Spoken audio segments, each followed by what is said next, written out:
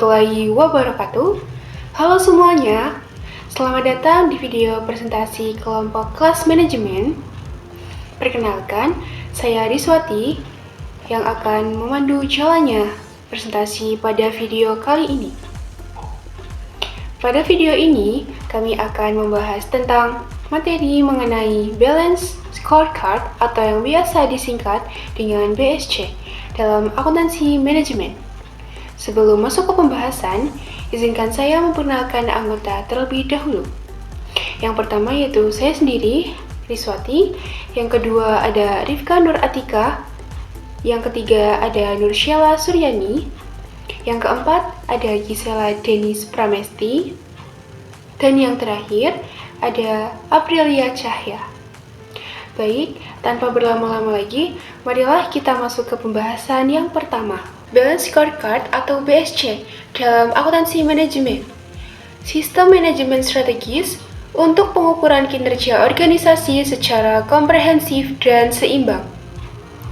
Nah, apa sih itu Balance Scorecard? Balance Scorecard adalah sistem manajemen strategis yang dikembangkan oleh Robert Kaplan dan David Norton pada tahun 1992 untuk mengukur kinerja organisasi secara komprehensif. BSC bertujuan menerjemahkan visi dan strategi perusahaan ke dalam serangkaian ukuran kinerja yang terukur dan seimbang. Pendekatan ini tidak hanya berfokus pada aspek keuangan, tetapi juga mempertimbangkan dimensi non-keuangan yang penting bagi keberlangsungan organisasi. Selanjutnya, latar belakang Balance Scorecard.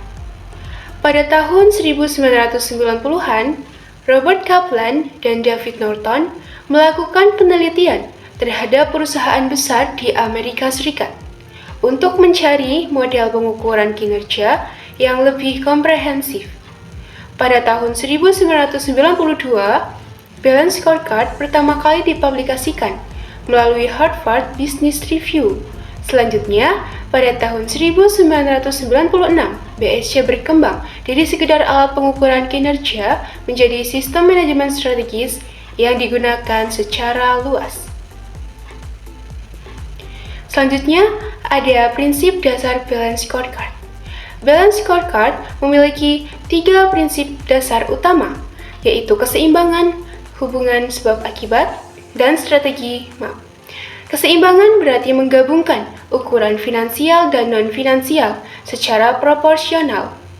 Hubungan sebab akibat menunjukkan bahwa setiap perspektif saling terhubung dalam membentuk rantai nilai strategis.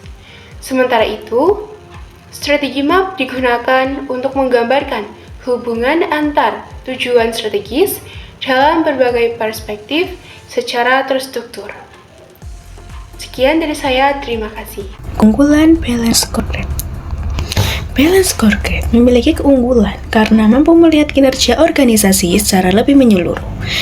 BSC mengukur kinerja melalui 4 perspektif, mengukuhkan aktivitas operasional sehari-hari dengan tujuan jangka panjang, serta membantu menyampaikan strategi kepada seluruh tingkatan organisasi. Selain itu, BSC bersifat adaptif sehingga dapat diterapkan pada berbagai jenis organisasi seperti perusahaan manufaktur, jasa, organisasi nirlaba, maupun pemerintah. Saat implementasi Balance Scorecard. Implementasi Balance Scorecard membantu organisasi menyelesaikan target individu, divisi, dan tujuan perusahaan secara menyeluruh. BSC juga membantu manajemen menentukan indikator kinerja utama atau KPI yang relevan dengan strategi organisasi. Selain itu, BSC mendorong pembelajaran organisasi melalui umpan balik yang berkelanjutan dan membantu perusahaan tidak terlalu bergantung pada ukuran keuangan jangka pendek. 4 perspektif Balance Scorecard. Balance Scorecard memiliki 4 perspektif utama yang digunakan untuk mengukur kinerja organisasi secara seimbang. Keempat perspektif tersebut adalah perspektif keuangan, perspektif pelanggan, perspektif proses bisnis internal, serta perspektif pembelajaran dan pertumbuhan. Bagaimana kita terlihat di program ini menjadi mata akhir dari keberhasilan ke perspektif BSC lainnya. Beberapa ukuran yang dapat digunakan antara lain ROE, Rio, Eva, pertumbuhan pendapatan, dan margin laba bersih. Kinerja keuangan solid diperlukan agar berbagai strategi perusahaan dapat memberikan dampak yang berkelanjutan. Perspektif pelanggan. Pertanyaan, bagaimana pelanggan memandang kita? Perspektif ini perlu penciptaan nilai bagi pelanggan sebagai salah sebenarnya kinerja keuangan organisasi. Ukurannya dapat melalui kepuasan pelanggan, retensi pelanggan, pasar, dan akuisisi pelanggan baru. Perspektif proses bisnis internal. Menjawab pertanyaan proses apa yang harus kita unggulkan. Perspektif ini digunakan untuk mengidentifikasi proses kritis yang berpengaruh terhadap kepuasan pelanggan. Pendapat keuangan, beberapa ukuran yang dapat digunakan adalah waktu siklus produksi, tingkat catatan produk, efisiensi operasional, dan inovasi. Perspektif pembelajaran dan pertumbuhan. Perspektif pembelajaran dan pertumbuhan merupakan fondasi utama dalam Balanced Scorecard. Perspektif ini berfokus pada kemampuan organisasi dalam mengembangkan sumber daya manusia dan tim yang milik. Mengukurnya dalam kepuasan dan retensi karyawan, produk sistem, serta investasi pelatihan. Tanpa dan sistem yang kuat, pencapaian tiga perspektif lainnya tidak dapat dilakukan secara optimal. Untuk slide selanjutnya yaitu Balance Scorecard versus metode tradisional. Keterbatasan pengukuran kinerja tradisional. Pengukuran kinerja tradisional memiliki beberapa keterbatasan.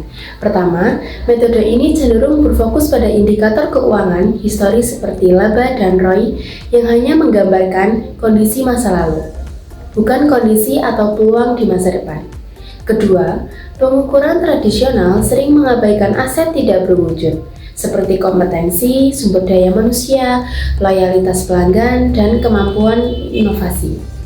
Padahal, faktor-faktor tersebut dapat mendukung pertumbuhan perusahaan dalam jangka panjang. Ketiga, fokus yang terlalu besar pada kinerja keuangan jangka pendek dapat mendorong perilaku jangka pendek. Tekanan untuk mencapai target keuangan dalam waktu singkat dapat mengurangi investasi strategis yang sebenarnya diperlukan untuk pertumbuhan perusahaan yang berkelanjutan. Selanjutnya, yaitu perbandingan BSC dengan metode tradisional. Balance Scorecard memiliki perbedaan dengan metode pengukuran kinerja tradisional. Metode tradisional lebih berfokus pada keuangan saja, sedangkan BSC menggabungkan ukuran keuangan dan non-keuangan. Dari segi orientasi waktu, metode tradisional lebih melihat masa lalu atau histori. Sementara, BSC mempertimbangkan masa lalu dan masa depan. Dalam penggunaan indikator, metode tradisional cenderung menggunakan lagging indicators, sedangkan BSC menggunakan kombinasi leading dan lagging indicators. Dari segi cakupan, metode tradisional relatif sempit karena berfokus pada aspek finansial, sedangkan BSC memiliki cakupan yang lebih holistik melalui 4 perspektif.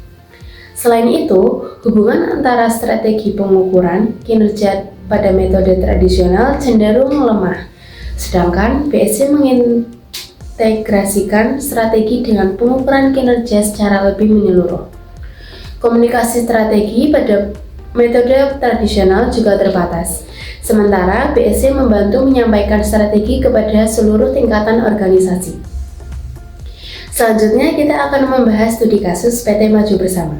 PT Maju Bersama merupakan perusahaan manufaktur produk elektronik rumah tangga yang berdiri sejak tahun 2010. Perusahaan memiliki visi menjadi produsen elektronik terpercaya di Asia Tenggara pada tahun 2030. Namun, perusahaan menghadapi beberapa tantangan, yaitu penurunan margin laba sebesar 8% dalam 2 tahun terakhir dan penurunan kepuasan pelanggan sebesar 15%. Kondisi tersebut mendorong manajemen untuk menerapkan Balance Scorecard sebagai solusi pengukuran dan pengelolaan kinerja strategis. Penetapan KPI PT Maju Bersama. Pada perspektif keuangan, PT Maju Bersama memiliki tujuan meningkatkan profitabilitas dengan KPI berupa ROI yang ditargetkan mencapai minimal 18%. Selain itu, perusahaan menargetkan efisiensi biaya operasional melalui rasio biaya terhadap pendapatan maksimal 65%. Pada perspektif pelanggan, perusahaan berfokus pada peningkatan kepuasan pelanggan dengan target Customer Satisfaction Index minimal 85%. Perusahaan juga menargetkan perluasan pasar dengan meningkatkan pangsa pasar hingga minimal 25%. Pada perspektif proses bisnis internal, perusahaan memiliki tujuan mengurangi cacat produk melalui defect rate maksimal 2%. Selain itu, perusahaan berupaya mempercepat proses produksi dengan target waktu siklus maksimal 5 hari saja. Pada perspektif pelajaran dan pertumbuhan, perusahaan berfokus pada peningkatan kompetensi karyawan melalui target minimal 40 jam pelatihan per karyawan. Setiap tahun, perusahaan juga berupaya mempertahankan talenta dengan menjaga tingkat turnover maksimal 10%. Hasil pengukuran dan skor balance scorecard. Berdasarkan hasil pengukuran, pada perspektif keuangan ROI memiliki target 18% dengan 16% dan memperoleh skor 88,9%. Sementara itu, rasio biaya terhadap pendapatan ditargetkan maksimal 65%, tetapi realisasinya 68% dengan skor 95,6%. Perspektif pelanggan Customer Satisfaction Index ditargetkan sebesar 85%, sedangkan realisasi mencapai 82% dengan skor 96,5%. Pangsa pasar memiliki target 25%, tetapi realisasinya sebesar 22% dengan skor 88%. Pada perspektif proses bisnis internal, defect rate ditargetkan maksimal 2%, sedangkan realisasinya 2,5% dengan skor 80%. Untuk waktu siklus produksi, targetnya maksimal 5 hari dan realisasi 4 hari sehingga memperoleh skor 100%. Pada perspektif pembelajaran dan pertumbuhan, target jam pelatihan adalah 40 jam per karyawan, sedangkan realisasinya 38 jam dengan skor 95%. Sementara itu, tingkat turnover ditargetkan maksimal 10% dan realisasinya 9%, sehingga memperoleh skor 100%.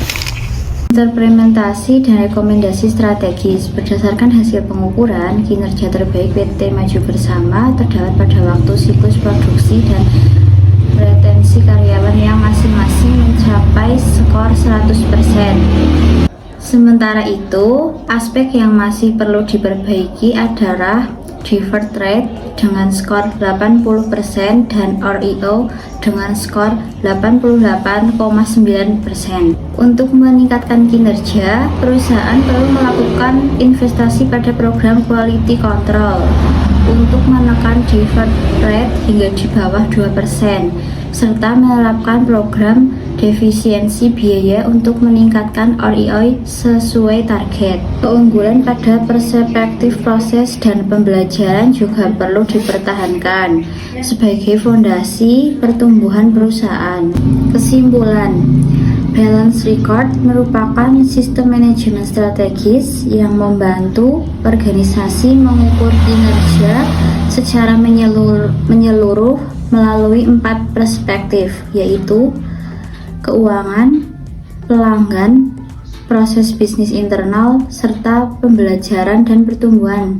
BSC membantu manajemen melihat kinerja organisasi tidak hanya berdasarkan angka keuangan, tetapi juga berdasarkan faktor-faktor non-keuangan, yaitu faktor keuangan yang mendukung keberhasilan dan pertumbuhan jangka panjang perusahaan. Demikian video presentasi dari kelompok kelas manajemen. Terima kasih kepada teman-teman yang telah menyaksikan video ini sampai selesai. Mohon maaf apabila masih terdapat kekurangan dalam penyampaian maupun pembuatan video. Wassalamualaikum warahmatullahi wabarakatuh. I just had to let you know you're